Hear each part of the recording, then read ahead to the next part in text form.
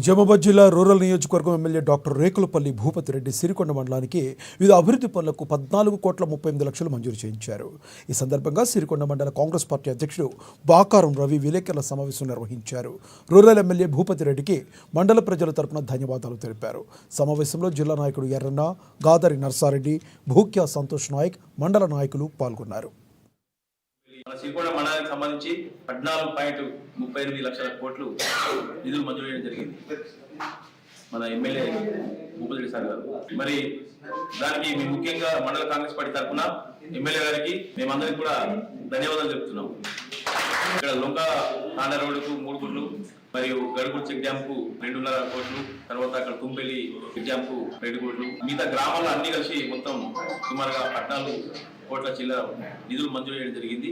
ఇవన్నీ కూడా ఇప్పుడు రేపటి నుంచి పనులు చాలు చేసుకోవచ్చు, పూర్తిగా కంప్లీట్ అయ్యింది.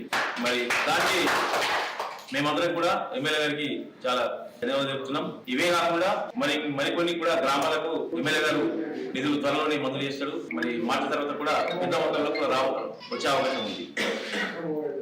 డెవలప్మెంట్ కార్యక్రమాలు కూడా మా ఎమ్మెల్యే గారు ముఖ్యమంత్రి దగ్గర మరి మంత్రుల దగ్గర నుండి స్వయాన తన మార్పు చూపిస్తూ మరి సొంతంగా చాలా చేసినందుకు అభివృద్ధి పనిలో చాలా నిధులు తీసుకొస్తుంది.